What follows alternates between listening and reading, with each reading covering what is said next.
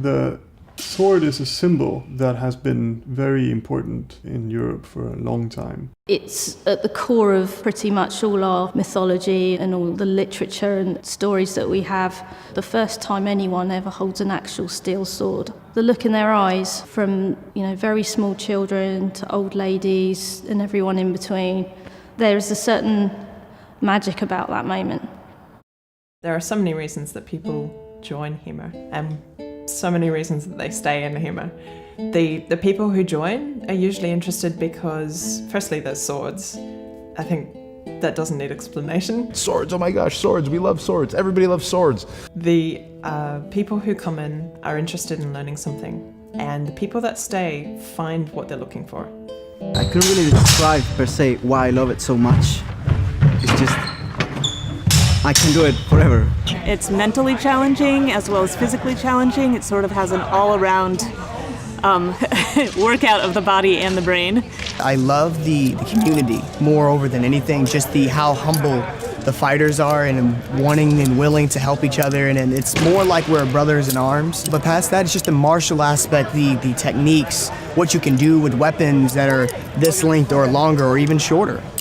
People get drawn to HEMA usually because there's something about the source material that is exciting or romantic to them. If you just want to learn how to fight, there's a million places and disciplines that you can learn, that you can do that. So people see the sword and they think, wow, I want to be like that guy in that movie that I loved when I was 12 and secretly still love now. I remember one time I ran into someone from high school, and I was pulling into my parents' house and he was across the street, and we just got to talking about where we are in life and what we're doing, and of course HEMA came up, and he said, oh yeah, I've gone to a couple of those groups, that do the reenactment, and I've gone to LARPing, and we fight with swords too. I was like, oh, that's cool, do you want to see my stuff? Of course, I always have my gear in my trunk of my car, and I pulled a longsword out and I pulled a rapier out, and I was showing him, and just his eyes got big, and he was like, oh, this is not what I thought you were doing when you said you do HEMA. One of the beautiful things about HEMA is that there are various aspects that appeal to different people. Some people love the physical objects, the swords, the history. I like languages, I like the books, the fun athletic parts of the competitions. But very much so, the scholarship isn't divorced from the practice. The scholarship very much drives HEMA. By doing this, it connects us to the past. It creates a context that is a bit anachronistic in the modern world, but that's also the appeal of it. We want to do this because it's part of a heritage and a tradition that people are missing in a modern world where everything changes all the time.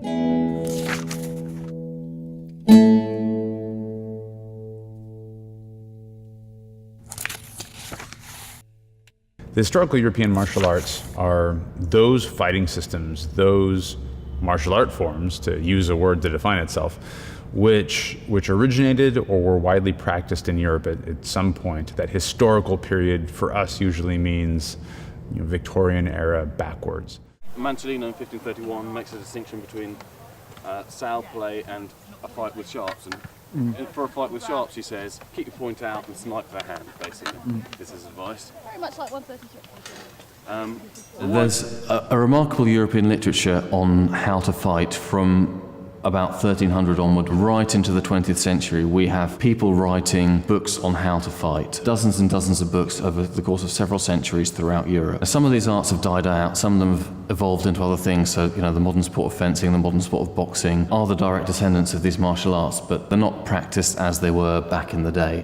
In sports fencing, when your coach gives you a technique to practice, you practice that technique, and he got it from his coach, and this goes all the way back to when the art was created, or over time it evolves and changes, but you've got it right because your coach tells you to do it and he says, yes, you've got it right. And that doesn't happen in HEMA, or at least in first generation HEMA that hasn't happened, because we've got a source material and we've got nobody that's able to say this is how the technique is done. At its core is the reconstruction of European martial arts through source material. The research and the study of the old manuscripts, and the application through drilling, technique training, sparring and competition. It's a very, very large term that often gets caught up with swordplay because that's the most prominent and common aspect of it, but it's an enormous, enormous umbrella. HEMA covers so many different weapons. I don't even know that we can really reasonably put all of HEMA into a box. There are unarmed forms, we have grappling and wrestling forms. We have grappling and wrestling forms that intersect with weapons forms. We have weapons forms that existed just a few hundred years ago and may have been practiced as late as our great-grandparents, and we have forms that go back hundreds of years. Generally speaking, well, we have HEMA starting with the antiquity. We have friends who do gladiatorial combat, for instance.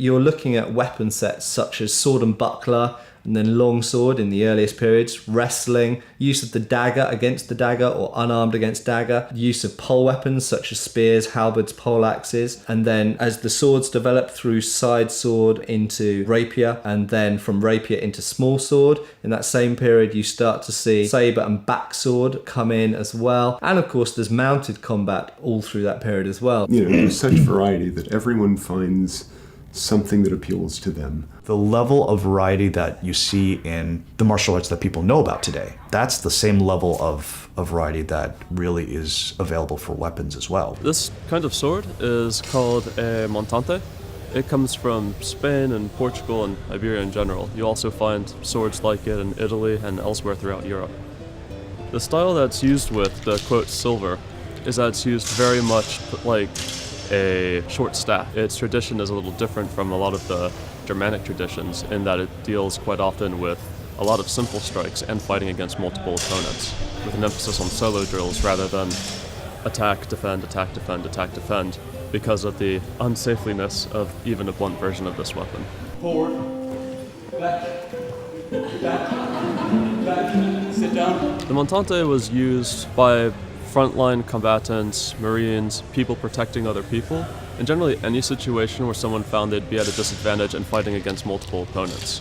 Just part of why it developed, actually, was that in Spain during the Reconquista, one of the biggest problems they had was that the armies of the Moors outnumbered the Spanish and Portuguese so much. So developing systems of combat that were useful against multiple opponents was a very big problem.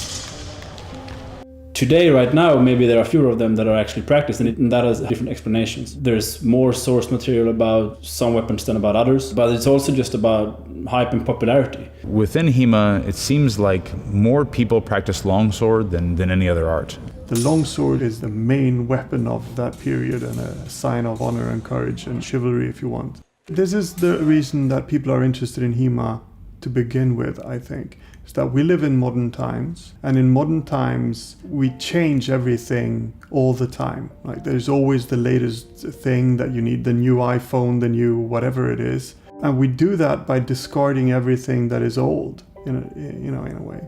So when we've discarded that, we tend to feel a bit, rootless. And I think that is part of the reason why so many people are interested in HEMA, because there's a link that ties us together with our ancestors through these sources. You can read these manuscripts and old texts and hear the voices of old fencing masters. And it also is a manifestation of a different type of society with other values where, honor and courage and so on are very important aspects of everyone's lives. As we progress and we find new material and we interpret that and put it up to be available for the public, and people pick up this material and run with it and start practicing and become more efficient at it, you will see other weapon systems gaining in popularity. Which is, one of the really, really exciting things. The idea that maybe one day I will actually learn how to be a good sickle fighter. That'd be pretty awesome. What we have in the sources is these differences between fighting in armor or fighting without armor. Not speaking of very specific techniques or very specific sources, but we have mentioned in several manuscripts of this technique might not work if your opponent has armor, or this technique works better against armor. So the differences between armored and unarmored combat, some of it is weapon. Armor worked. That's what it was built for. It was built to keep people from stabbing you or chopping you into pieces.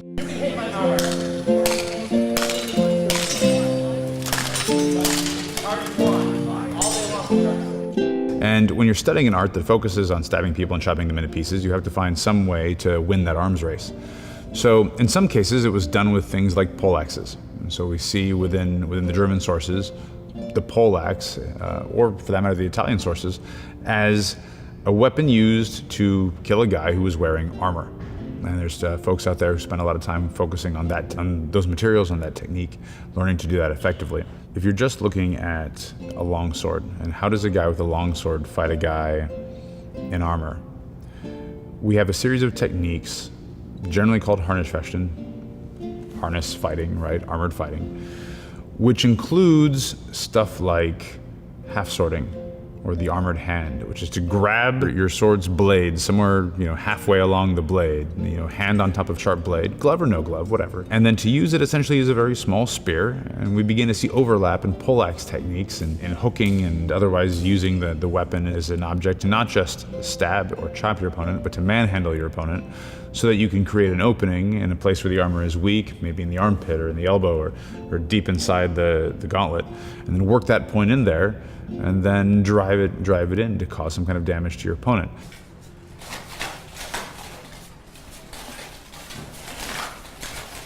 Grandy attempting to get up into that bicep again. Charette's not giving any space. Attempted a wrench over with a pommel, and the point went in. Looks like it went up underneath the right armpit. Right. It also pulled his mail out if you're looking. It's a little bit like jiu-jitsu. It's a little bit like grappling. It's about position, position before submission, working yourself into a place where you can get that point right where it needs to be, driving it in, and then really sinking into that advantage. Incidentally, in the armored section of the medieval wrestling corpus is where we have all of the groundwork. So medieval ground wrestling is armored wrestling. The reason being, often armored encounters would be encounters to the death. You basically had to follow it through unless somebody gave up, but generally not. So we have quite a few number of pins, a number of locks, a number of ways to hold a man down so that you can draw your or his dagger and try to get at him in his armor once he's on the ground underneath you. It's something that operates, while philosophically perhaps similar to Blossfechten or unarmored fighting, mechanically it works very differently. It looks nothing like the armored combat that we see in shows or on television or any other kind of place. It looks, to the untrained eye, I think probably a little bit more like a brawl. And to the trained eye, it looks like something infinitely less like a brawl than what we might see on our favorite television show. A lot of prejudices about historical combat, a lot of misconceptions come from film. And at the same time, film is the reason, I think, why a lot of people started with HEMA, because they were inspired by seeing the sword on the screen. The age-old conflict between fighting for effectiveness and fighting for story. It's so hard to get both right at the same time. The filmmakers lack the knowledge and the form language to make their actors look like convincing fighters. So they will often use camera tricks and editing tricks to make the fight scene look violent, but it doesn't necessarily make a very compelling action scene. This is what a lot of HEMA people see as bad.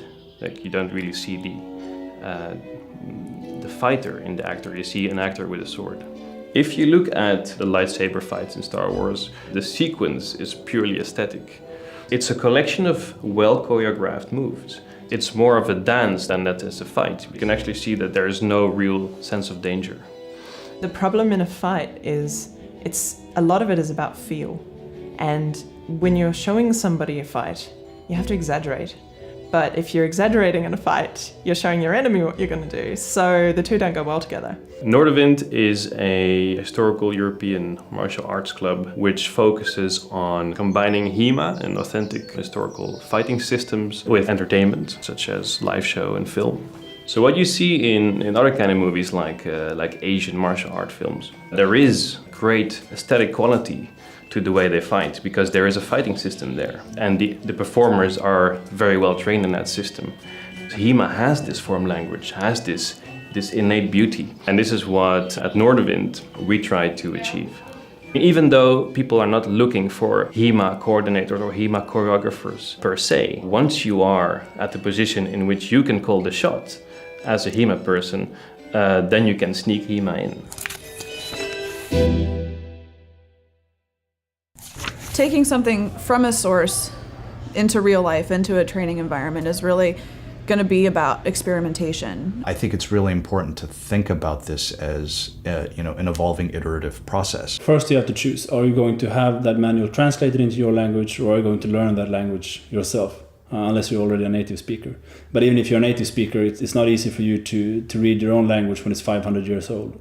Step number 2 is trying to understand what the author means, understanding key phrases, because a lot of times there's a specific fencing vocabulary that this author is using. You're going to get together with a training partner and work together to try to make what you just read happen. And I think that it's very important to really work with it, do something, and then talk about it. Okay, well, that isn't what the master described. So how did we mess this up? So you have to go back to the beginning, start again, and just keep going until you think that you've found something that works. You're never given all the information. Sometimes you're assisted with pictures or illustrations, sometimes not.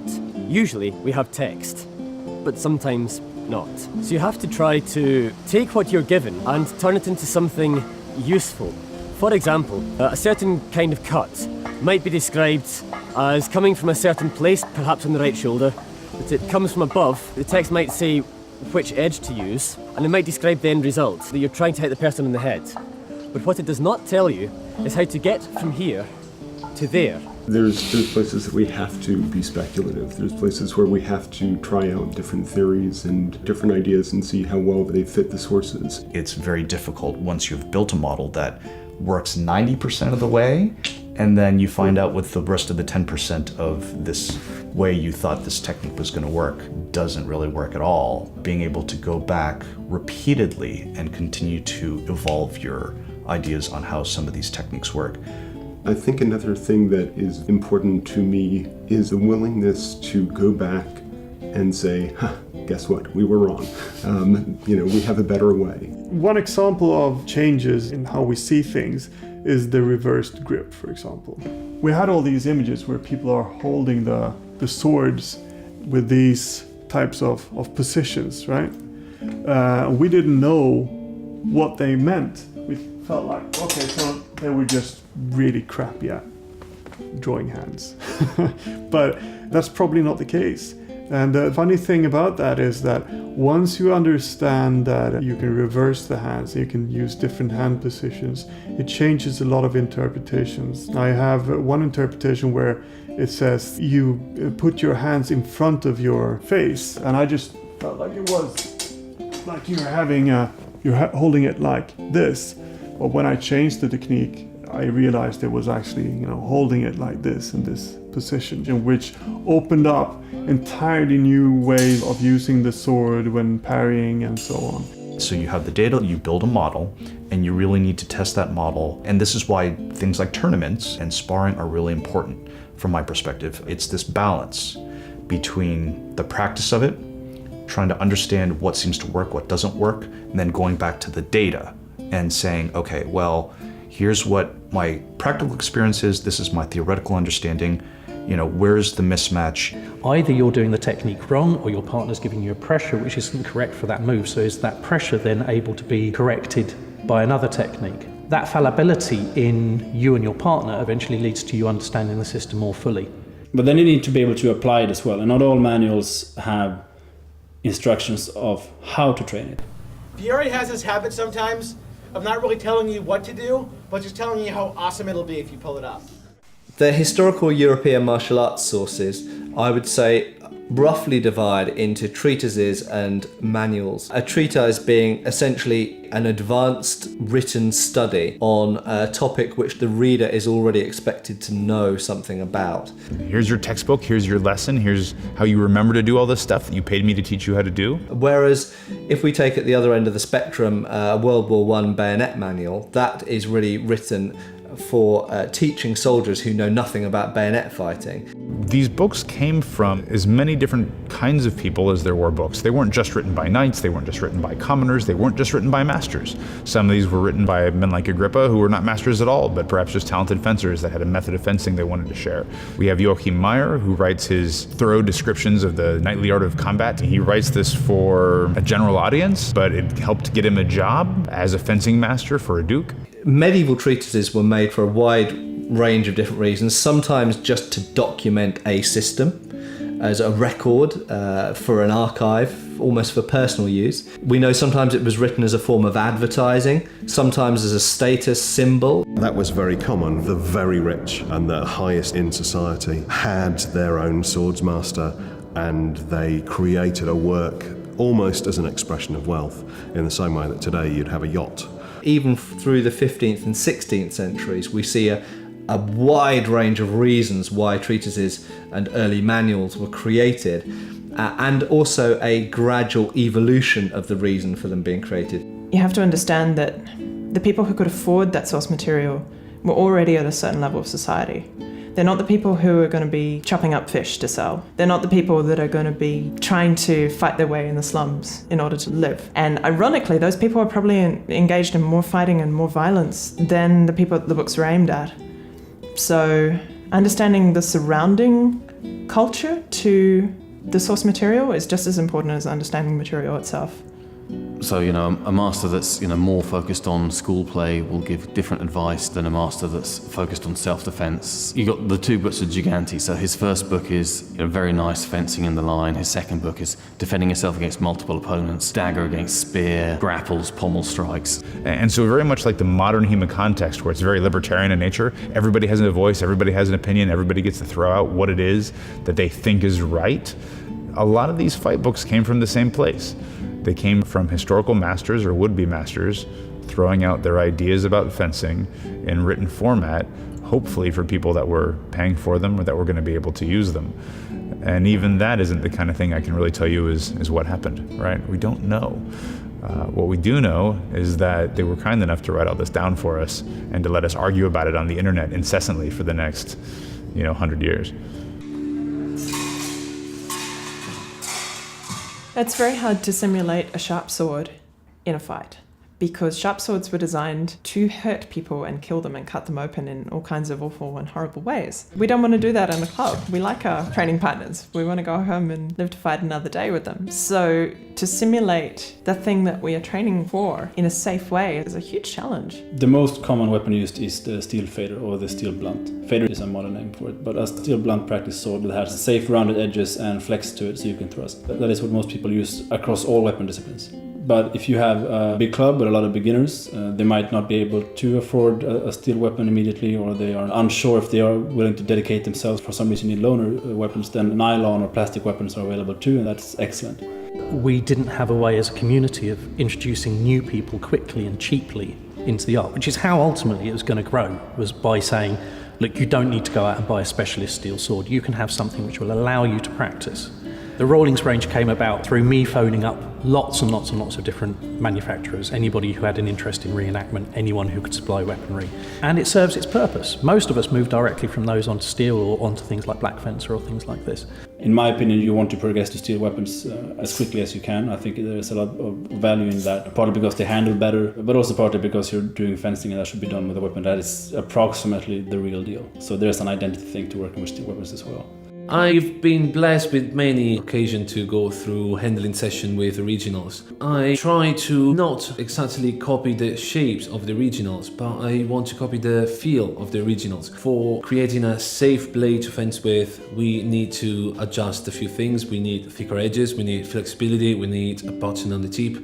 All of these will alter a little bit the geometry of the blade. So if I copy the exact measures of an original and I add those features for safe sparring, it will probably not give you the same feeling of the original. Részben vannak olyan részek, amiket tulajdonképpen ugyanúgy készítek, mint 500 vagy 1000 évvel ezelőtt, egy-két olyan módszer alkatrész, de igazából annak érdekében, hogy a kardokat azért mégis költséghatékonyan, jó árban, megfelelő idő alatt el lehessen készíteni, a modern technikákat kifejezetten érdemes használni. Vannak olyan emberek, akiknek nagyon fontos, hogy teljesen kézzel készített régi eljárásokkal készüljön, kézzel kovácsolt kard legyen.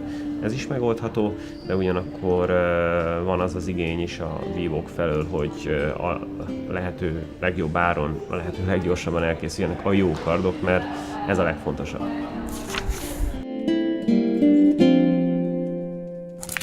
This is the lost second book of Nicoletto Giganti. Nicoletto Giganti is one of the most celebrated Italian fencing masters, Italian rapier masters of the early 17th century.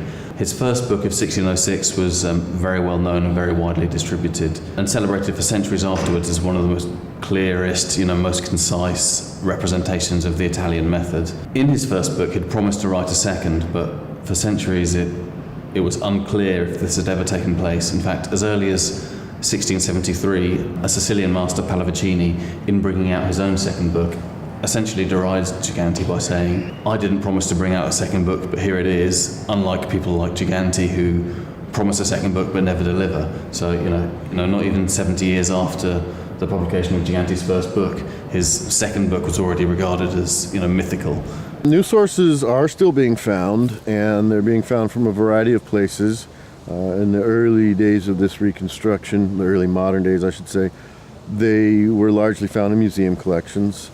And that is still an ongoing process. Many museums have a lot of information still not even cataloged, much less, available to the public.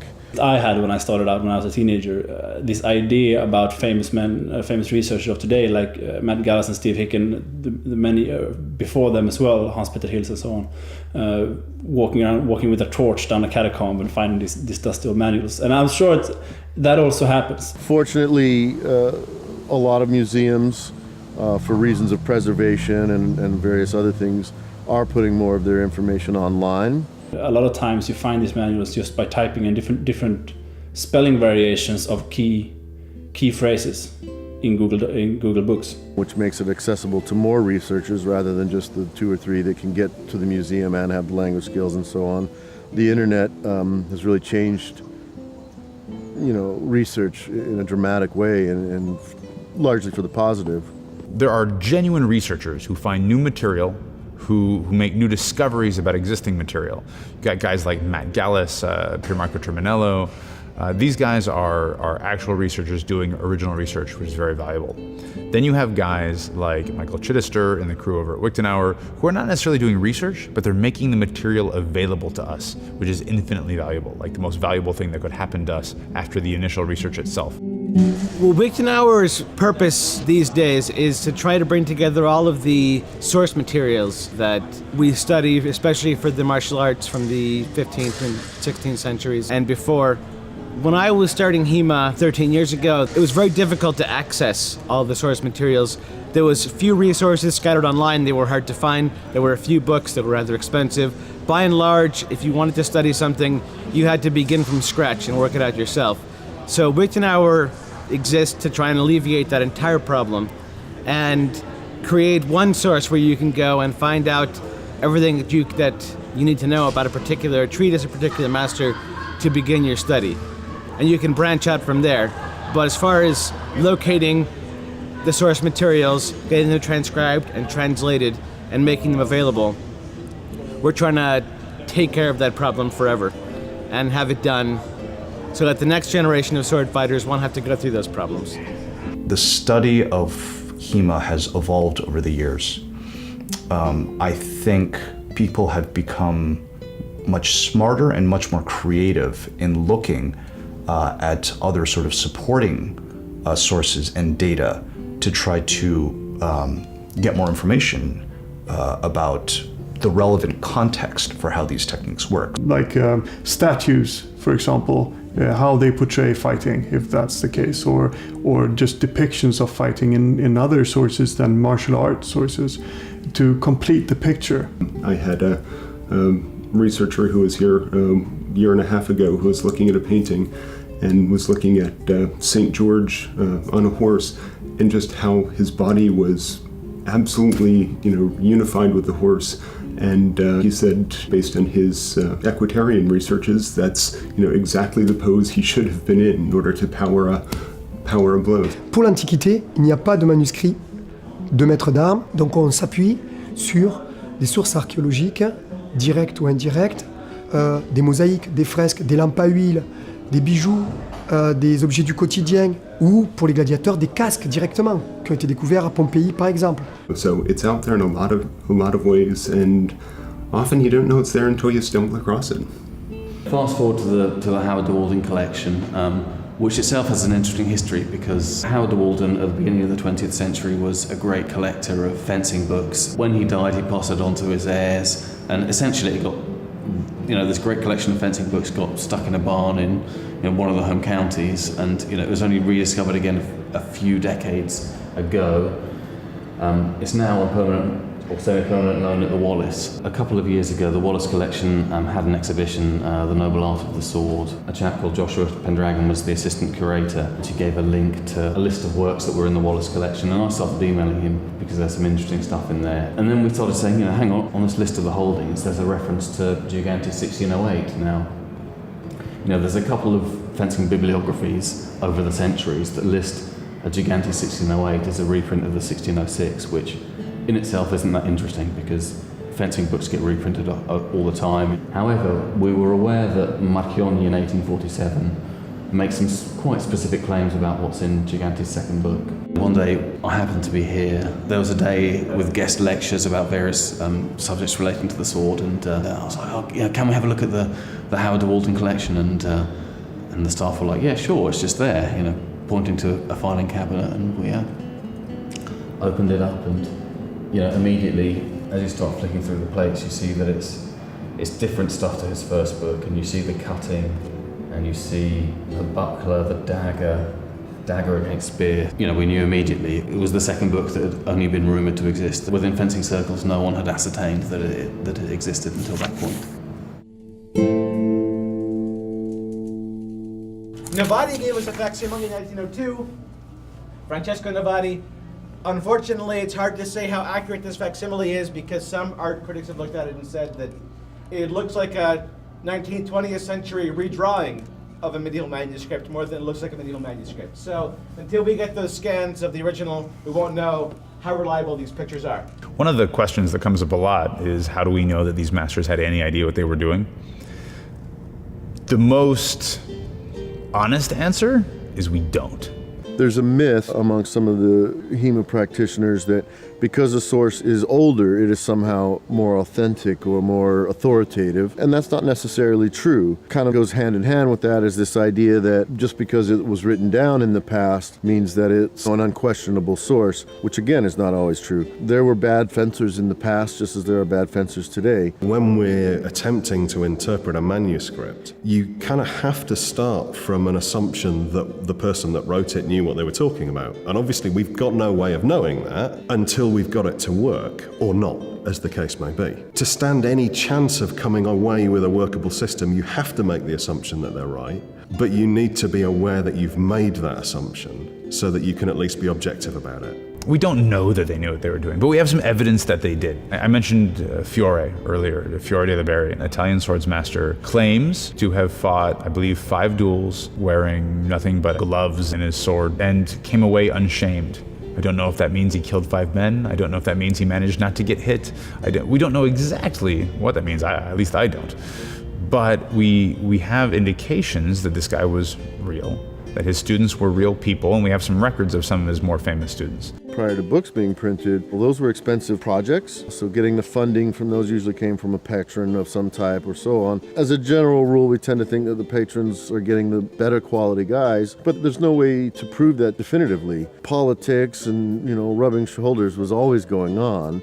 Masters disagree with each other all the time. To take the most obvious example, the English polemicist George Silver, wrote his rant saying how Italian fencing was useless and they got each other killed. A lot of his specific claims that, Italians never cut are just simply untrue if you look at the treatises. But by looking at the specific areas where people disagree, you actually get a lot of insight into, whether this master has misunderstood one point of it, or it makes you think about the fine tactical points like cut versus thrust. I can find examples like Camillo Palladini, whose manuscript rests in the Wallace collection here. He agrees with George Silver. He says, some people say the cut is slow, but on many occasions in front of great lords, I've asked fencers to thrust at my face, and each time I've been able to cut them before they thrust me. His explanation is that he can move his wrist quicker than someone can move his foot, which is something that George Silver might have said. So actually by looking deep into the scholarship, a lot of these apparent contradictions wash away. We know that Lichtenauer is quoted for about 200 years after he's dead.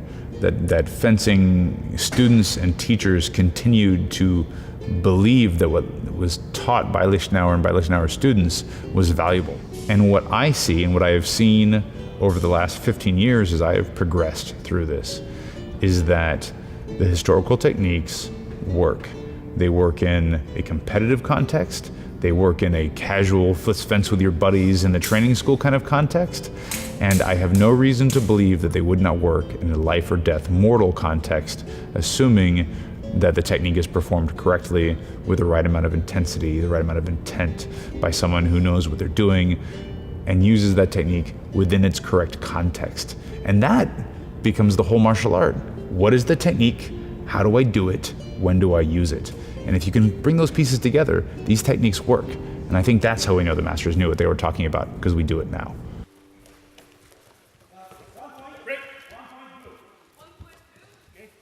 I do a lot of modern wrestling as well, and what for me is very sad about modern wrestling systems is that they've been very sportified, and a lot of the techniques are based on rules that don't make any actual sense. And when you go back to the historical sources, you get a whole nother perspective, a much more true perspective, if you will, of what wrestling is actually about.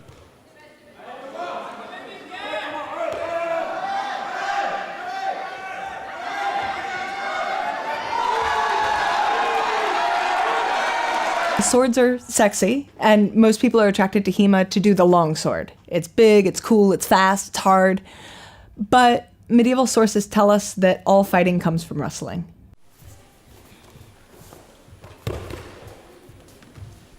It is a good question, if you have a sword, why wrestle? And the answer is because when you come close enough to each other, you are now in wrestling distance, despite the fact that you have a sword.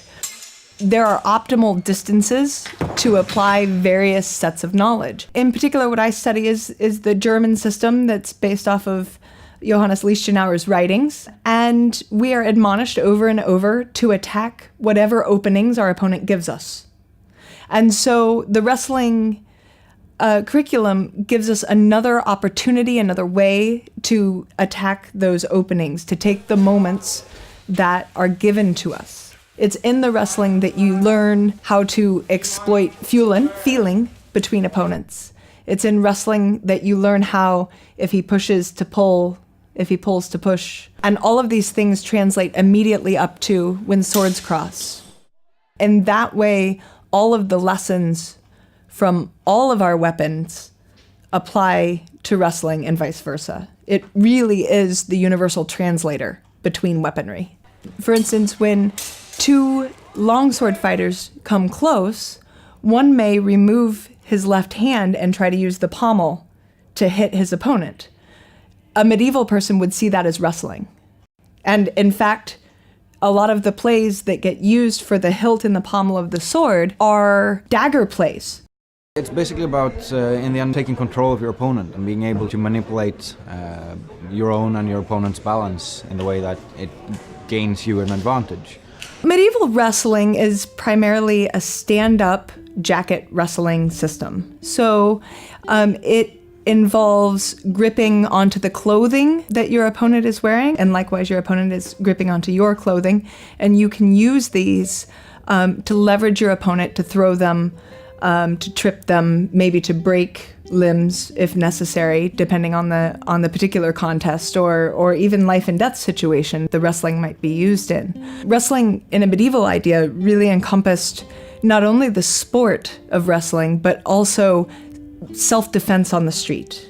So you might find yourself wrestling with no weapons or wrestling with weapons, but the same techniques apply. You know, if you had to look for a modern analog that would be the closest thing, you might look to maybe even Japanese judo, surprisingly, for many people. But again, it's a stand-up, jacketed system. The sporting contests that we know about in medieval wrestling, how they competed friendly with each other in wrestling, was to the throw. They didn't roll on the ground very much. There wasn't pins, not submissions, not chokes.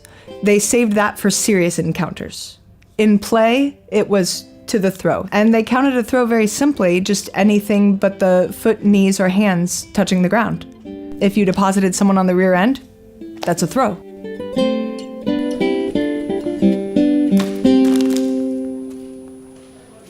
if you don't practice with a sharp sword, if you don't ever test cut, you're going to miss facets of what it means, and you're going to miss out on conclusions that you could have made if you trained with sharp swords. Sharp weapons are good for doing solo drills, to test cut, and you can work with partner drills with sharps as well, with someone that you really trust, but you really need to trust that person.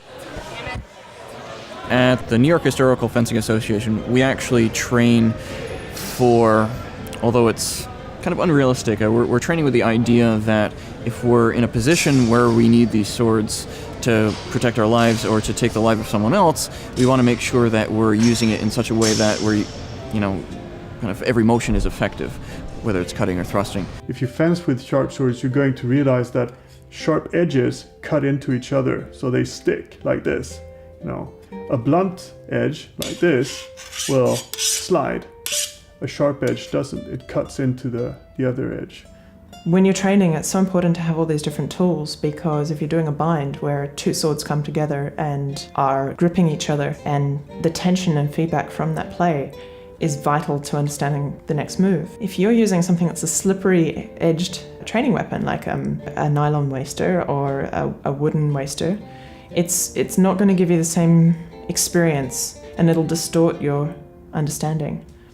You don't have to train every day with a sharp sword, but you need to train with a sharp sword from time to time to get a grasp of these things. It'll change the way you grip the sword. It'll change the strength that you put into your strikes, because you're not trying to beat somebody with the sword. You're trying to cut and slide across the exposed areas. You look at bad examples of fighting, like, for example, in a lot of computer games, and you see these big heroic warriors pulling this enormous sword out of their back and slamming it down upon the metal of their opponent. It's completely ineffective. So why are you going to smash your beautiful, expensive weapon against somebody's armor when you could take it and cut it across something that's exposed? Even just something that's simple, you wouldn't understand that if you didn't know how a cutting-edged weapon worked. Probably the best way to sum it up is to say that there is no perfect HEMA training tool for any weapon. There is always the trade-off between safety versus, what is the most realistic training tool. The better way to think about it is, what are the best training approaches to get everybody all these different skill sets they ultimately would like to have, and then, how does the equipment fit in? In terms of the modern HEMA revival, the first point to make is that people have been looking at earlier styles of fencing for a long time. For example, another master, Costantino Calderoni, quotes Marozzo, a guy from 1711 who's completely different to a book published in 1536. Is conscious of the names of these historical masters. Into the beginning of the 19th century, we had Belgian guilds still practicing with longswords. So long after longswords were obsolete in civilian life and in the battlefield, people were still using them for vegetable sport, essentially. Fast forward into the early 20th century, we had the first kind of attempt at a HEMA revival, and we have guys like Hutton, guys like Gelli in Italy. It didn't continue, but I wouldn't say it was unsuccessful. I guess the First World War disrupted a lot of Europe, and that generation of early HEMAists, let's say, seemed to have fizzled out around the 20s. In 1981, I went to my local library, and I kid you not, I did an interlibrary loan request for medieval fencing manuals. And out of the blue, I got a copy of the 1965 transcription of Sigmund Ringek by a guy named Martin Wirschen, who was a German who transcribed that fencing manual. And I self-taught so that I could read Sigmund Ringek's fencing manual. And that was how it started for me. So by about 1982, I was able to understand at about the 90% point what I was reading in that manual. Not to say that I was doing the techniques correctly, but I could read it, I could understand it, and I started working on it then. The interesting thing at that point, that was way pre-internet. And so I was working on that completely in isolation. In the early days of the historical European martial arts community and the HEMA community, we were all self-taught. We were all looking for something, and so that who was that earliest teacher? That earliest teacher was a book in the backyard and a wooden stick and getting hit upside the head by a friend. We began to seek out people who knew a little bit more, some of the early teachers. But even then, in that time, what was really going on is that you had someone who knew more or who claimed to know more, who was able to guide you. When it really came down to interpretation, we were on our own. So initially, who taught me to fence was a little bit of John Clements, a little bit of the internet, a little bit of Christian Tobler, a lot of self-study and getting hit upside the head with a stick that you didn't want to get hit with because we were too dumb to wear masks back then. The whole time you're advancing, keep this posture. Don't stand up.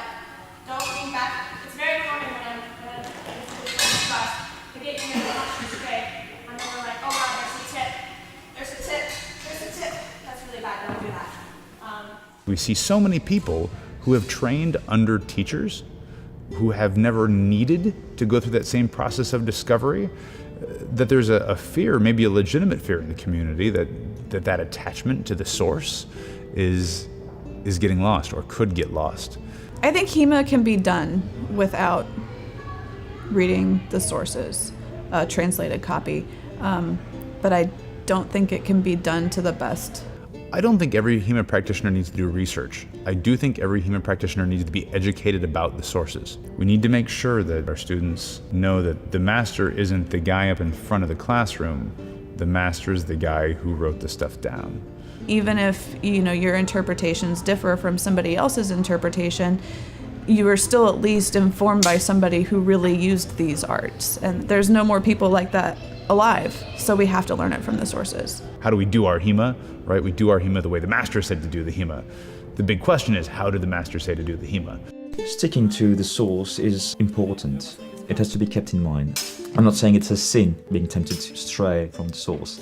If you stray too far, you're losing the H in HEMA, maybe the E even. You're just doing something new, something else, something different. If we're all just learning from somebody else, what we're learning is a modern sword art based on historical sources. What we want to be doing is constantly getting closer to the way that it was done and discovering the way that it was done as part of that path. And if you haven't read the material, if you aren't intimately familiar with the material, you can't be on that path. The third master of dagger. Here's a comparison of the images. I think it's a pretty safe bet they're probably doing the same thing. I can't be 100% sure. What Fiore says is you will go to the ground because of your lack of knowledge, and in armor this is a particularly safe throw, and then basically talks about how this is an awesome throw, and it will throw you on the ground a whole lot, and you'll be totally dead. Basically, this whole paragraph says nothing at all about how the technique is done. Then we go over to the German stuff, and not only does he give us a whole huge paragraph, but he explains how many steps to take and where to take them, and gives you a whole huge explanation of the exact mechanics of the throw. It is an old debate. Should we study one manuscript and stick to it as a canon, or should we try to have more of a holistic approach and work with several manuscripts? And it all comes down to your own goal. Some people like to work with only one manuscript because they want to try to recreate that specific style or art. Let's say, for example, you want to work only with Achille Marozzo from the Bolognese school, while others want to become efficient fighters with a specific weapon, and then they draw from a number of various sources everything that they think can enhance their own skill or knowledge. When I fight, I like winning, so I draw on whatever I think is appropriate to that time. I really prefer to get my techniques out of as many as different 3-dices as possible, and then choose the ones that adapt better to my body types and to my skill sets and to my strengths. So even if you're perhaps doing a different style of backsword or sabre or longsword or anything else, you can still apply those different lessons back to your own fighting. Some systems are more compatible than others. For example, if you study 19th century sabre, if you look across Britain, France, Spain, Italy, Germany, all of the sabre sources from the 19th century share a lot of similarities. Many of them are very modern in how they're written, and it's maybe possible to understand Hope only by reading Hope, I would assume. However, there are some systems which are really quite a bit more different. For example, if you look at I-33 Sword and Buckler and you look at Marozzo Sword and Buckler or Bolognese Sword and Buckler, they're quite different. They stand differently, they hold the buckler differently, they cut in different ways, they deal with attacks in quite fundamentally different ways. So you could mix Marozzo from the 16th century and I-33 from the late 13th century, but I don't think that they would necessarily go together very well as a system. As for the historical integrity of it, that's a personal choice. Obviously, if you want to recreate the fencing style of a certain place and period, then you stick to the sources of that place and period.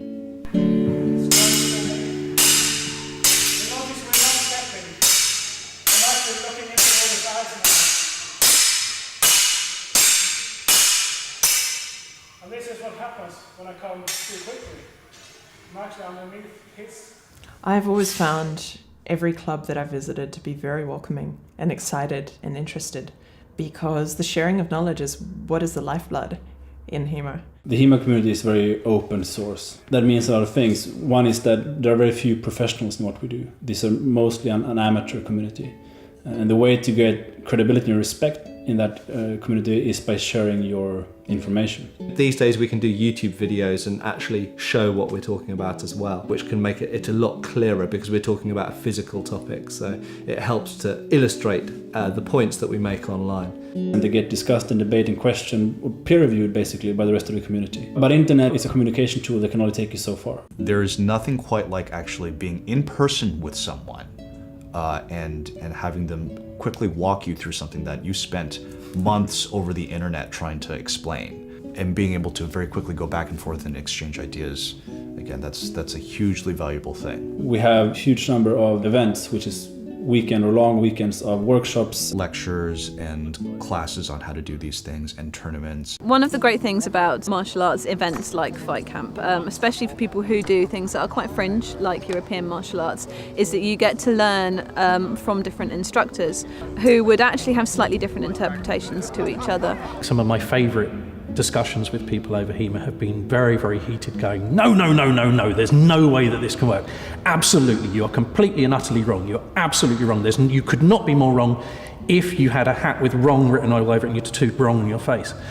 And then you go away, and quietly when you're sitting on the train and going away from the event, or you're going away from someone else's house, you end up giving them a text, or you end up giving them an email going, you know what? That principle you said, that actually works. If we put it in this context, and they'll go, you know what you were saying, that works.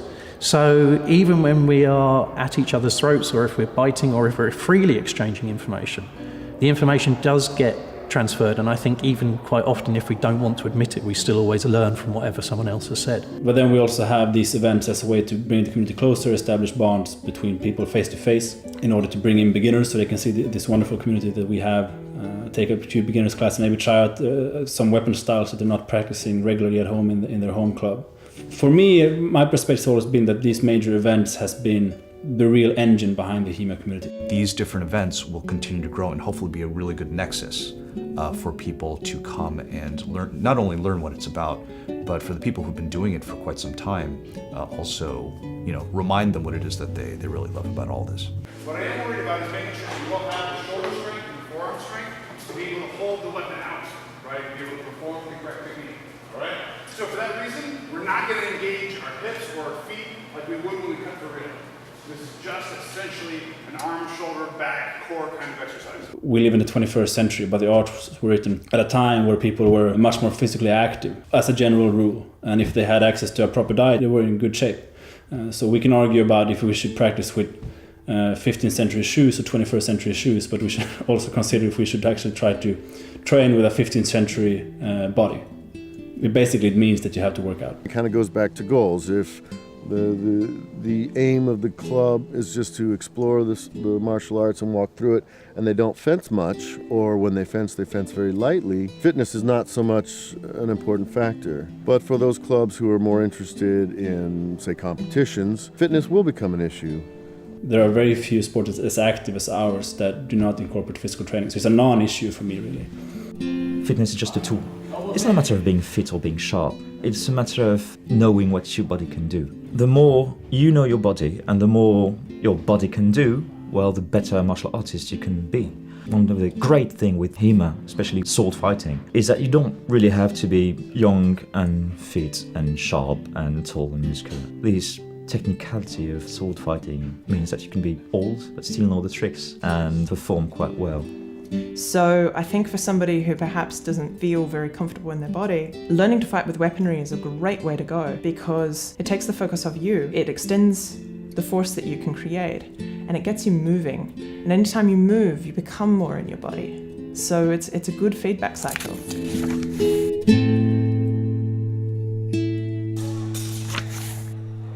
Remember, what we do is martial arts, and you eventually get hurt sometimes. It's not the goal, it's not the aim, it's not the joy of doing HEMA, but it happens. So you need, in order to also make these physical knowledge yours, to think of your own safety and the safety of your partners. We do have manufacturers now who are actually looking to produce gear for us, which is a huge boost. When I started up 12 years ago, when I was 17, we had old fencing masks, welding gloves, and sticks, basically. It worked at the time, but as the community grows and we become more and more professional, we also see manufacturers, either from outside of the HEMA community, taking interest in what we do and wanting to provide gear for us, or actual practitioners starting their own companies, which I think is the best idea because they know what the fencer needs. We need equipment that can keep people safe. And this is growing. The interest is there, and the people who need the equipment, they're asking for it. The market won't grow to its potential until the safety equipment is there. Mothers are not going to be eager to bring their children to, get into this program if, broken arms and legs are, a monthly occurrence. Hands are among the most common injuries. Like 80% of the injuries in HEMA are hand-related. And everyone knows in daily life how frustrating or complex it is if you break a finger. And my biggest concern is, of course, if a blade breaks and it penetrates the body, because that can be the end, for someone. That's the scary one, right? Our blades we have blunted tips, and usually there's tape on the tips and a variety of things that keep it that it would be very difficult to penetrate one of our jackets. The concern always is, in that broken blade situation, the rare freak occurrence that were to happen and then a thrust would follow through. You can see the gear check is getting more and more seriously done. Like first I'll wear something over here and then no, you should wear something that prevents a thrust if the sword breaks, that it penetrates. Często ludzie pytają się nas, w jakim sprzęcie powinni trenować, jak dużo ochraniaczy powinni na siebie zakładać, czy trenować z kurtką, czy bez kurtki, czy zakładać dodatkowe ochraniacze, czy sama kurtka jest wystarczająca. The thing we must remember in designing equipment is the style of fencing we are simulating. And it is not armored fencing, it is bloosvechten.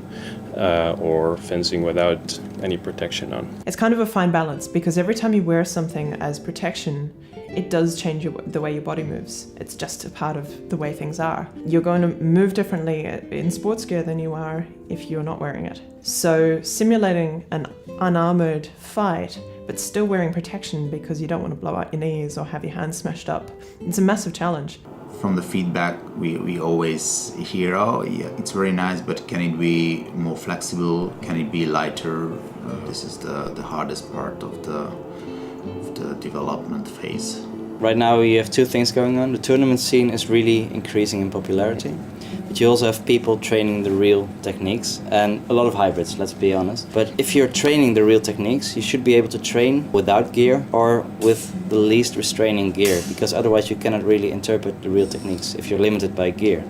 But if you don't use any gear in training and then suddenly you want to do a tournament, then you feel the restrictions, so you won't be able to use the techniques you have been training. And I think that is what a lot of people aspire to. So normally your sword should keep you safe. And what we see is a lot of gear prevents you to wield your swords to the extreme position you want to go to. And because of that you do get hit in the hand, where normally you wouldn't get hit. So the protection makes sure you need the protection because you cannot use your sword to protect yourself. Jedną z głównych przeszkód dla rozwoju HEMA, dla rozwoju szermierki historycznej według mnie, był fakt posiadania niewystarczająco dobrego sprzętu ochronnego, który zawodnicy starali się wyszukiwać z różnych źródeł, jak na przykład ochraniacze motocyklowe, kurtki czy sprzęt do szermierki sportowej. do hokeja, czy też różnych innych dyscyplin sportowych. I go into a sporting goods store. I just went in to get new knee pads, and I said, okay, so look, this is what I'm doing. I'm going to be getting hit with a longsword, and the knee pads I have, they gape open at the top, and it can just cut down into them. I need something that straps better. And the people are looking at me with these eyes like, well, I don't know what you need. Klienci, zawodnicy cały czas poszukiwali sprzętu, który będzie odpowiedni dla nich. Czegoś, co będzie od początku do końca zaprojektowane do walki na miecze. We're still trying to get the best thing that will work, when what we need is the best thing that's made for it. Sprzęt do szermierki sportowej nie spełnia wszystkich wymogów, które powinien posiadać sprzęt do szermierki historycznej, chociażby z tego względu, że waga broni, którą się posługujemy, jest dużo wyższa niż waga broni sportowej. Some products are basically identical, like the fencing mask or chest protectors, for example. Some products are similar, needed to be modified, and there are, of course, equipment which are only used in HEMA. W szermierce historycznej potrzebujemy kurtki, która posiada dodatkową warstwę amortyzacyjną i potrzebujemy również ochraniaczy zewnętrznych, które dodatkowo zapobiegają uszkodzeniom stawów, uszkodzeniom kości. One very important gear is the neck protector, which not only protects the neck but also the collarbones. The next one, which is also very important, is the back of the head protector, which protects the back of the head, back of the neck. One very crucial part is the hand, which needs to be protected, and we've been tackling this problem for a long time. Yeah, it's still unsolved and struggling, but we are not alone. The hand is one of the most complex parts of the human body. You have so much movement going on, and this is of course the place you interact with the sword. You have lots of vulnerable pieces as well. To really come up with a design that gets the energy out of the strike and to disperse it over a sufficient surface area is really hard with the space you have to work with. We always like to make the analogy between music and longsword fencing and HEMA in general. It is something the ancient masters used to do as well. What for us is important here is that we see the same amount of technical finesse that is required to handle the sword. And this is why we came with the idea that we would like to make a glove, a protective glove, with which you could play a musical instrument. And that's the challenge we set ourselves to.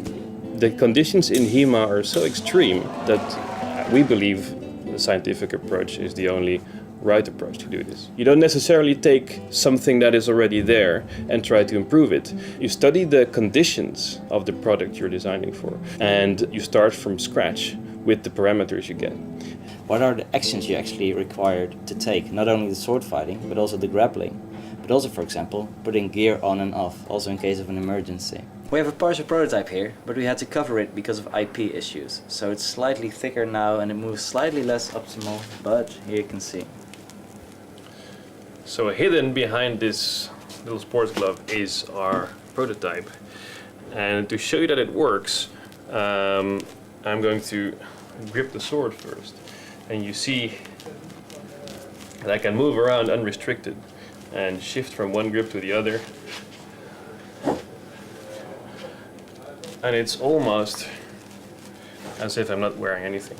And everything here stays covered, no gaps whatsoever. So a consequence of putting our glove in higher scale and higher context and involving external investors is that we need to protect our intellectual property because we are looking at something that will have to be much bigger than HEMA in order to be sustainable.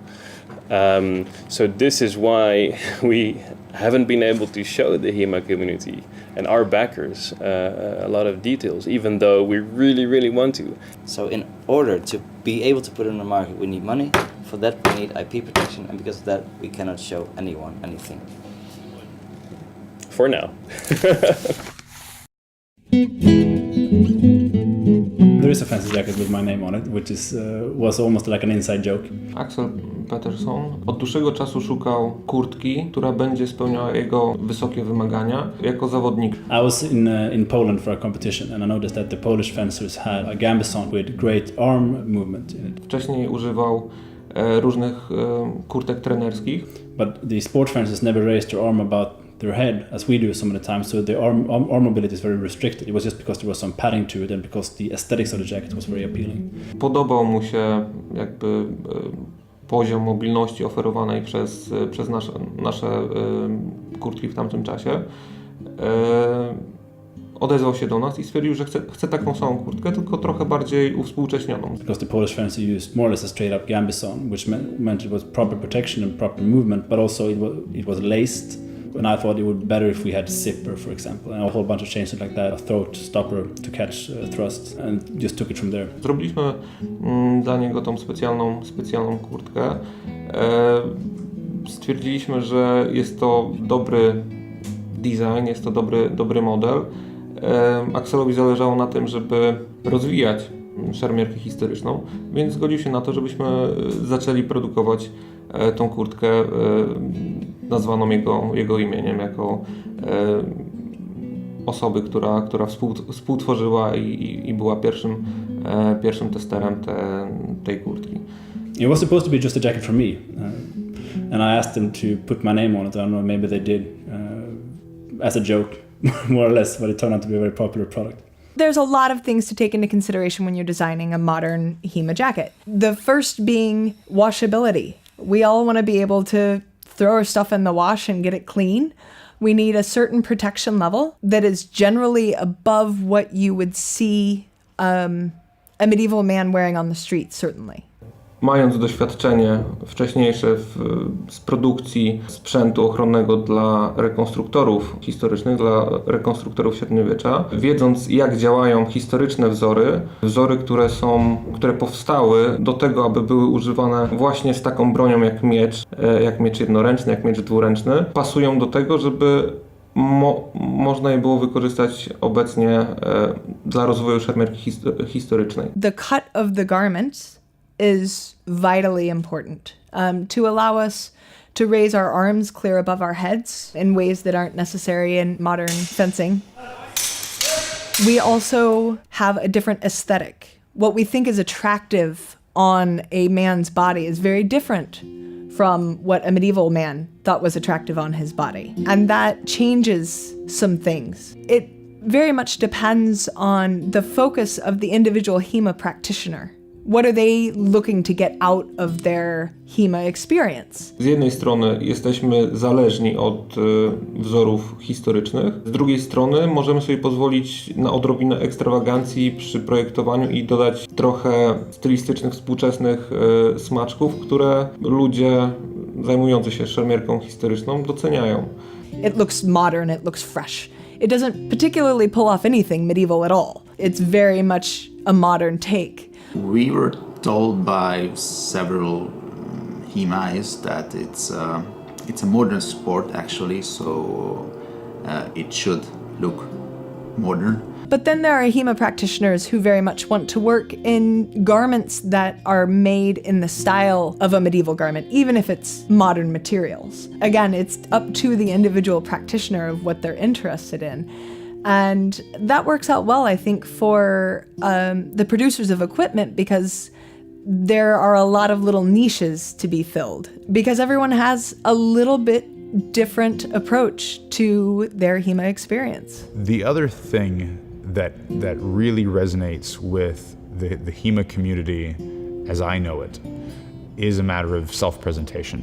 Czynnikami takimi, które pozwalały na pewną unifikację, było chociażby to, że duża część zawodników zaczęła używać podobnego sprzętu, czyli jakiegoś rodzaju pikowane kurtki. Drugą rzeczą było to, że wszyscy chcieli mieć czarny sprzęt. Chcieli mieć czarny sprzęt, żeby odróżnić się od szermierki sportowej, która z kolei wymaga podczas zawodów, podczas treningów używania białych kurtek, białych spodni, białych skarpet. We start to be a household name, where people actually know what you mean when you say that you do HEMA.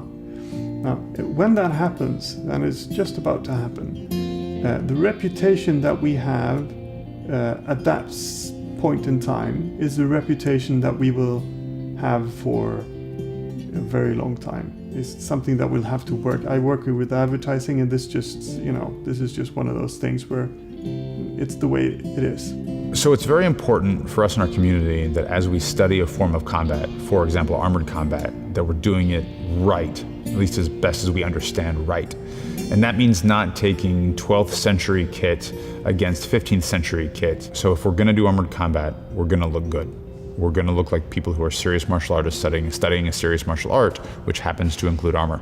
We don't wanna look like we're playing some kind of a game. Let's present ourselves in a fashion that is professional, that is athletic, that says serious martial artist, and if you are a competitor, that says serious competitor in the modern world. We don't want to give an impression that actually turns people away from what we're doing who would have done it if not for an issue of perception. In 2011, we did the first live stream of the tournament finals, and that turned out to be very, very popular. So we've done that ever since. And I know there are other events that's also done the same thing. Long Point, for example, in Washington. You know, it was an experiment when they did this for the first time, and we really didn't know how it was going to turn out. That also brought a lot of attention to the tournament. Maybe that's another reason why tournaments are popular. People are hoping to get on TV. We realized, though, that it had a lot of potential for outreach.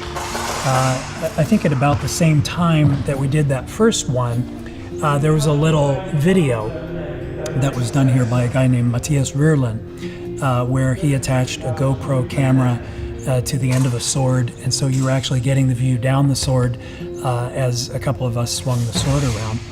And he took that video, he put it to some music, he put it up on YouTube, and it went viral. And when that happened, that really opened our eyes. It was so unexpected. And so I think the guys at GHFS started really taking a view that this was a real tool for outreach. So started working on it a little more from that point of view. It was part of a larger scheme to make everything a little more professional so that we were taken a little more seriously.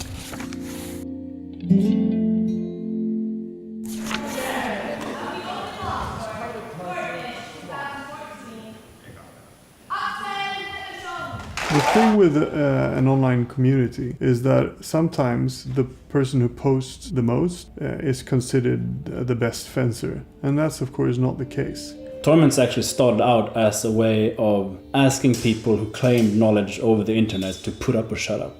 If you're really trying to look at the question of, will this work under stress? There are very few ways to actually do that are as good as a tournament at the moment. Competition is an environment where I can be absolutely certain that my opponent is not cooperating with me.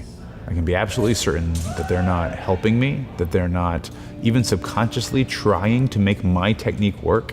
They're not trying to make it look good. They're not trying to do anything at all for me except beat me up. I think people confuse the idea that tournaments are like a real fight. They're not. All of this, there's always going to be a level of approximation. They're not a simulation of a proper duel. In a duel, you're thinking about life and death. Those are two different goals. People don't approach it as a life and death situation because they know that lives are not at stake.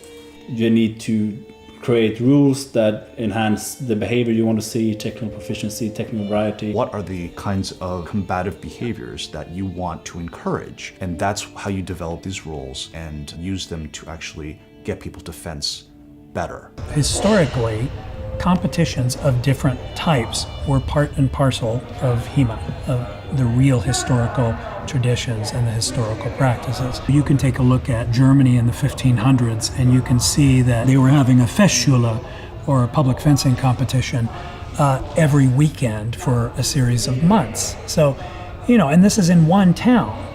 These old historical rule sets existed for a different function, or we think they existed for a different function, than our modern rule sets.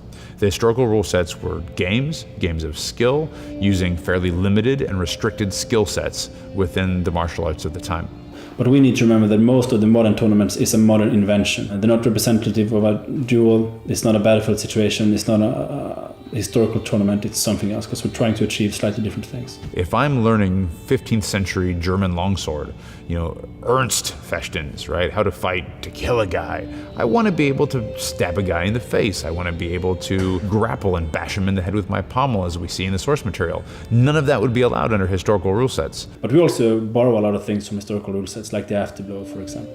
When you hit someone, they're allowed within one fencing tempo. In other words, immediately after you hit them, they're allowed to try and hit you back. If you touch your opponent, he's not just going to fall down and die.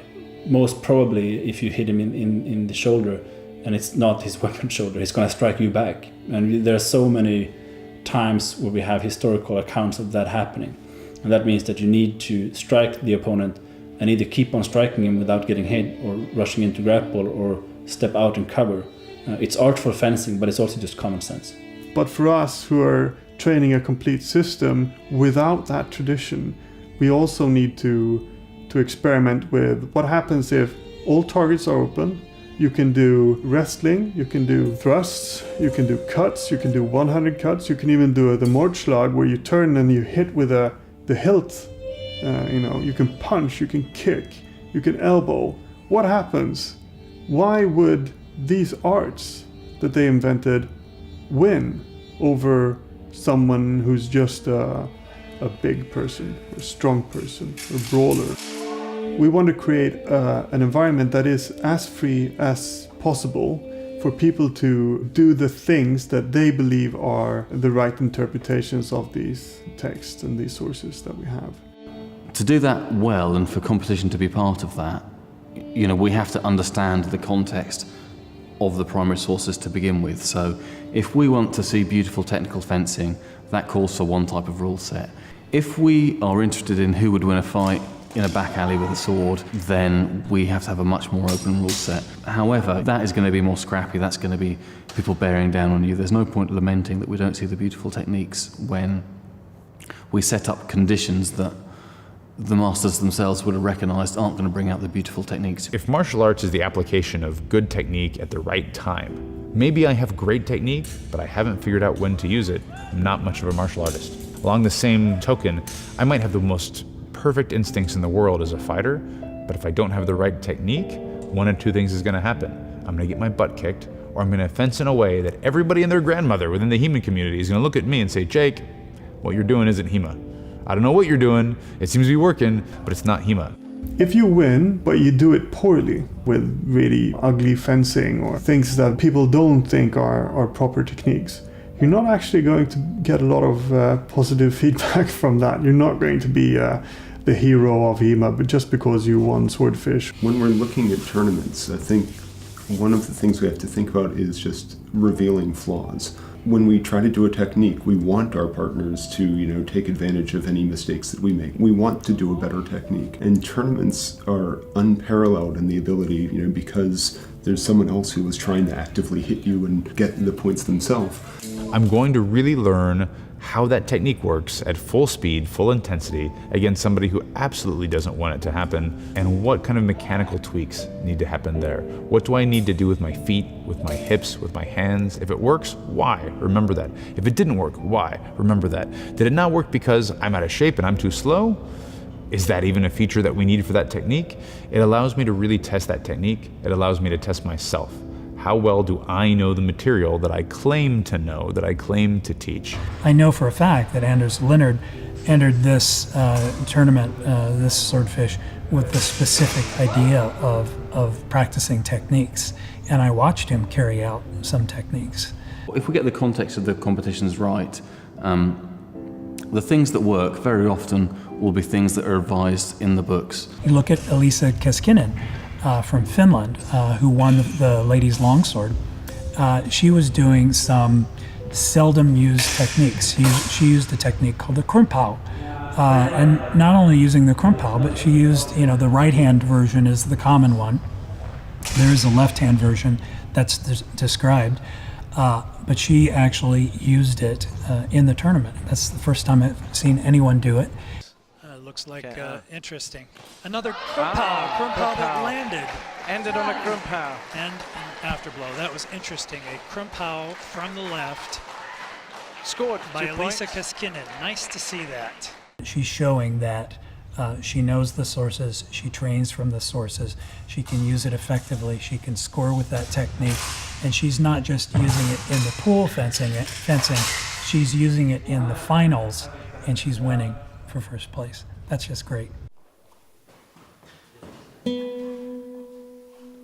There are certainly concerns people have about tournaments turning HEMA too much into a sport and not enough of a practical martial art. We need to be cautious that we don't push the competitive side so far that we move away from the elements of recovering historical systems into the realm of we just have a sport for sport's sake. But having gone through it with those concerns and actually participated in tournaments, I think the benefits greatly, greatly outweigh the negatives. I think that the popularity of HEMA is a two-edged sword in that the more popular it becomes, the more standardized it has to be. The good thing about standardization is leading to the fact that it's going to be a safer, competitive environment. It's going to lead to the ability to mass produce the items and equipment that we so dearly want that currently cost a great deal. The dangers of standardizing anything are that it's going to limit any kind of continued growth. What if in 20 years' time, somebody went, oh my goodness, this makes so much more sense now. I've just done this particular mystery move and it's going to completely change the way that we've previously understood this. If you've got something that's standardized in place, it's going to limit the growth of something that at the moment we all love because it is so excitingly new. Having said that, I personally believe that it's not all about tournaments. Tournaments, I think, just seem to be at the moment, and maybe for some time to come, sort of the popular, sexy component of HEMA. And the fact of the matter is, a lot of the people who do this get into HEMA because they want to fight. They want to be sword fighters. That's what young men want to do in particular, more and more young women as well. People want to be sword fighters. They don't just want to pose. If they're going to practice the techniques, they want to have a forum in which they can actually use them. If you talk to the people who actually win these tournaments, you ask them, are tournaments the most important thing? I think most of them would very quickly say no. I've been driving and creating the sporting scene of HEMA, but I really hate the sportification aspect of it. My club is one of the most successful clubs as far as tournament goes. We never practice for tournaments. We don't practice by the rule sets or anything like that. And the boys and girls that I train in my club are not thinking about only winning the tournaments. They're thinking about self-development. And as long as we can foster that culture and see the tournament as a vehicle to improve as fencers in general, tournament has great value. They're a useful motivator for people to, just put in the hours week on week and then to train against a non-compliant person from a different school that I haven't trained with before. My greatest kick is when I'm able to perform a technique that the world hasn't seen for 500 years. And if I can do it in sparring, that's good. If I can do it in tournaments, even better because there's more stress and it's an uncooperative opponent. So for me, it's a way of measuring how much I have internalized of the art. Where we go with HEMA from now on, I think it's probably going to continue in a similar vein. It will get bigger. It's going to get bigger because people's awareness is increasing. Hopefully, I don't think it will die a death because it's not a fad. It's not something where everyone's going, oh, that's fascinating. You do something that's so different. We must all come and do this. We haven't become a hipster movement yet. It's very, very much a case of it's people who want to do it and are interested in doing it. And I think those people are always going to be about.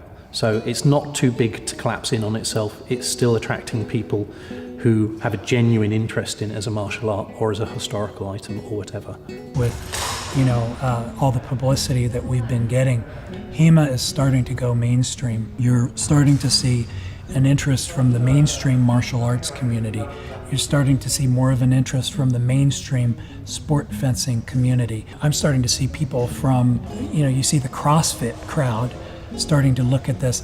That's what I think the big trend is going to be in the future is the mainstreaming of HEMA.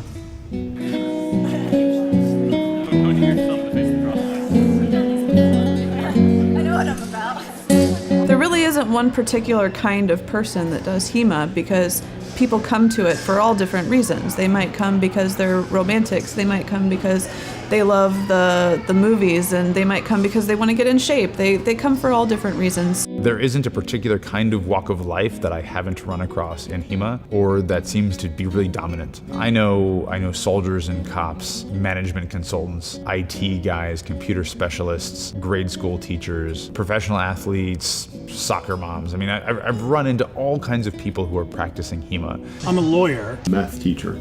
Freelance writer. Criminology degree. Student. Copywriter. Project manager. It's not people who are going to dress up in costumes necessarily, although it is those people too. It's not Dungeons and Dragons nerds, although it is those people as well. It's not your professors from university, although it is them. It's not your athlete and your school jock, although it is certainly that guy when you put a sword in his hand. And that cross-section runs all the way from the high-level competitive guys all the way down to people who are just showing up to class because swords are neat and they want to take a class. HEMA is one of the most fantastic grassroots movements I've ever seen. It's exciting. You can go and learn physical skills that you can put into a fun fighting situation or a stressful competition fighting situation, take your pick, which can also be fun. So, getting involved, if you're lucky, there will be other groups in your area that have already sort of started building the community. So you just look for, swordplay places.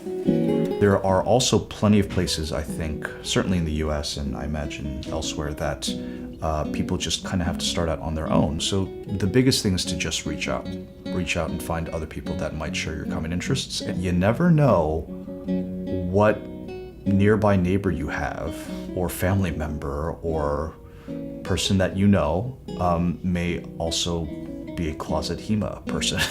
Our oldest student is 70 and he's actually pretty decent and pretty fast. That has surprised me, again, because of the really broad demographic. There are lots of people that are sort of interested in this, but just have never realized it was a thing. So I think part of getting involved, if you're doing it on your own, is to just kind of let people know, hey, look, I like doing swords. Is this something that anybody else wants to do? Just ask, really. HEMA is very much based on that model that it takes 1, 2, or 3 dedicated people to start a club. And even for the unfortunate people that are just kind of isolated, as long as you get the internet, you are never fully isolated when it comes to HEMA. So part of it is also knowing where to go online, various forums online, just Googling things. You should be very quickly able to locate, sort of the nearest club or find somebody else who has interests similar to your own about studying this or that or whatever. HEMA offers everything, but you don't have to tick all the boxes if you like. You might not be a top fencer or wrestler, but you are an academic, and without the academics we will be nowhere. This will just be made up stuff that has no value whatsoever. Or you can be a community builder, an organizer, a manager, a judge, anything really. So there are so many ways to contributing to HEMA. It's really multifaceted. If you love languages, history, competition, sport, fitness, it's got everything. If only some of those aspects appeal to you, that's still quite a lot to get on with. The point being, the invitation is out there. Anyone can come and join in. It's an athletic, physical activity. It is a mental activity. It is a scholarly activity. It's a social activity. It's really for anyone who is interested in something that happened, something that was amazing. And if they're passionate about joining in on that, they're going to be pretty damn welcome. It's a lot easier today than it was 10 years ago. So it's not, there are really no excuses not to start a club if you're interested.